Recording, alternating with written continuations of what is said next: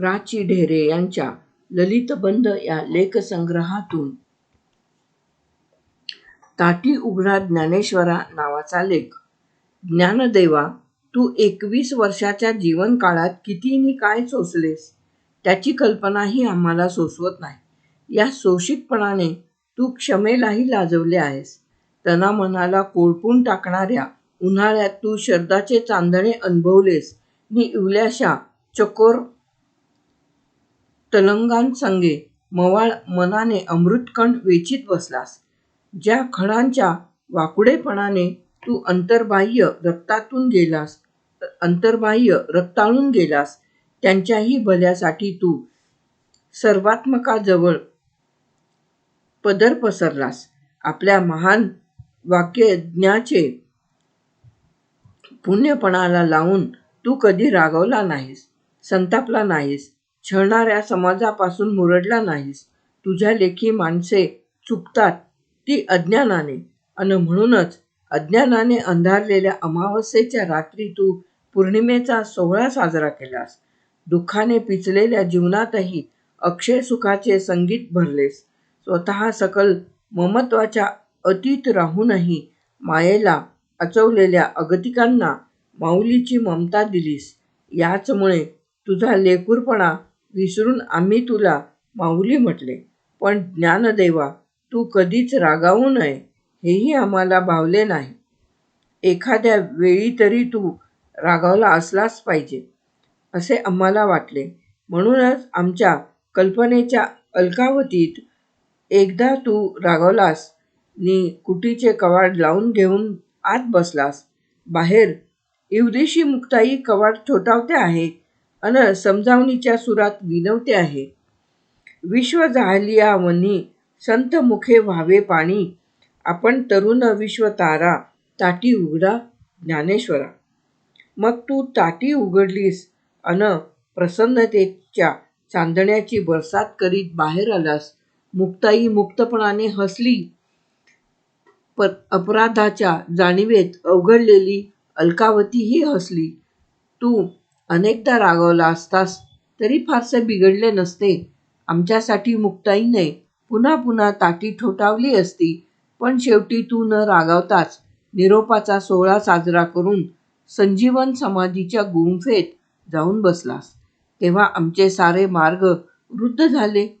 त्या गुंफेची ताटी समोर दिसते आहे, पण तरीही तिला हात लावण्याचा अधिकार आम्हाला उरला नाही. आम्हालाच काय, मुक्ताईलाही उरला नाही. आमची व्यथा आहे ती हीच. तू रागावून गुंफेत गेला असतास तर निदान आम्हाला आमच्या अपराधांच्या जाणीवेचा कोश तरी आमच्या भोवती उभारता आला असता. पण तू न रागावता गेलास अन अव्यक्तात विसावलेल्या निवृत्तीलाही व्यक्तरूपाच्या वियोगाने रडायला लावलेस. यमनियमांचे बंधारे फुटले नि भावनांचे ओघ बारावाटांनी खळाळू लागले.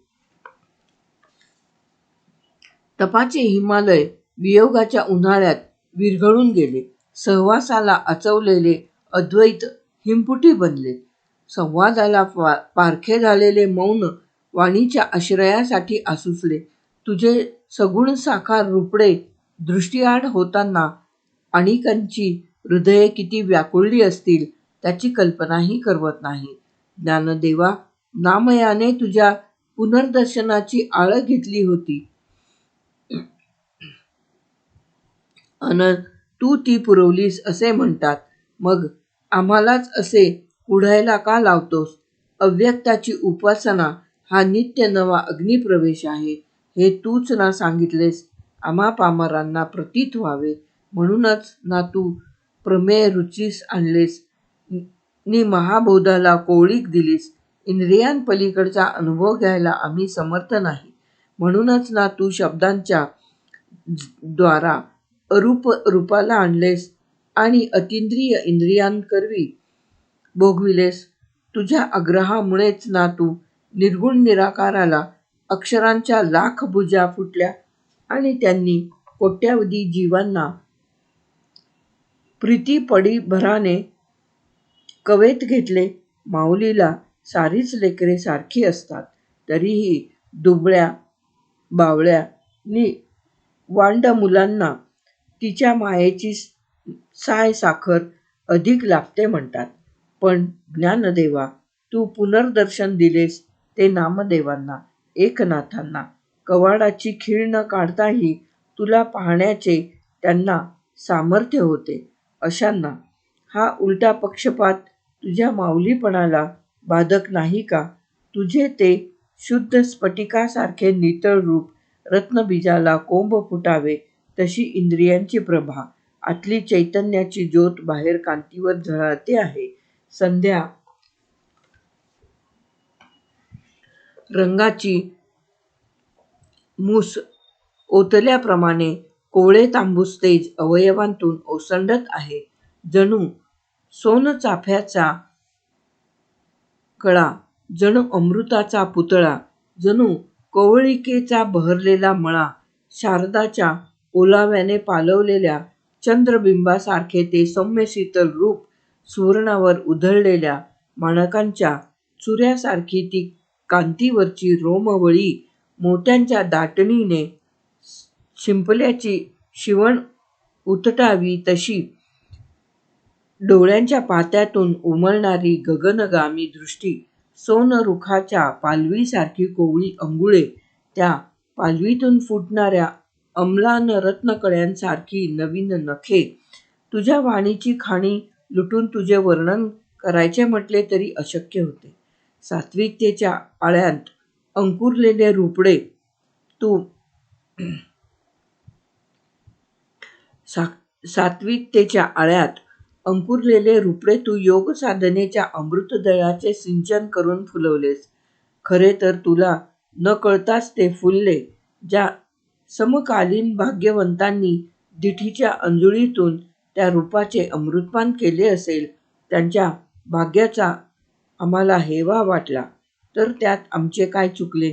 साक्षात मुक्तीही जर संजीवन समाधीचे मोहिनी रूप घेऊन त्या रुळावर भाळली, तर मग आमची काय कथा? तुझी अपेक्षा आहे आम्ही तुझ्या वाङ्मयी श्रीमूर्तीच्या दर्शनात रमावे. पण नवल असे की तुझे ते बाह्यरूप न्याहाळतानाही शब्द विरतात, अक्षरे क्षरतात आणि उरतात त्यात तुझ्या मूल मोहकतेच्या मनोमय छाया. असे घडू नये हे कळते, पण मन मननाकडे वळतच नाही. त्याला काय करावे? भक्तासाठी भगवंतही सगुण साकार होऊन अवतरतो अशी तूच ग्वाही दिली आहे. ते चित्सौंदर्य स्वयमेव समूर्त बनते अन मग ते सर्वांगी भोगताना दर्शनार्थीची इंद्रिय कळंबा करतात. एकच नव्हे तर अनंत मूर्तीचा मेळावा करून तो भगवंत भक्तांच्या गावी धावत जातो. त्यांना हातींच्या लीलाकमळाने पूजतो. त्यांच्या गुणांची लेणी आपल्या वाणीवर चढवतो. त्यांना आपल्या मस्तकावरचा मुकुट करतो. त्यांचा संग अनुभवण्यासाठीच त्या देहाला देह धरावा लागतो. त्यांना पाहण्याचे डोहाळे फोडण्यासाठीच त्या अचक्षुला चक्षु फुटतात. त्यांच्या आलिंगनाचे सुख लुटण्यासाठीच तो द्विभुज नव्हे तर चतुर्भुज होऊन जातो, चतुर्भुज होऊन येतो. तू म्हणशील हे सारे भक्तीच्या उत्कटतेनेच साध्य होणार आहे. ज्यांना ही उत्कटता लाभली नाही त्यांनी अशा अनुभवांची अपेक्षा करू नये. पण मग हे उत्कटतेचे देणे तरी कुणी द्यायचे? आमचे जड मूढत्व तरी कुणी फेडायचे? आमची जीवने चैतन्याने सर्वांगी रसरसावी आणि त्यांना अमृताचे लाख धुमारे फुटावे अशी आकांक्षा तू क्षणोक्षणी व्यक्त केली होती. त्या आकांक्षेची तुला आठवण दिली तर त्यात तू औद्धत्य का मानावेस?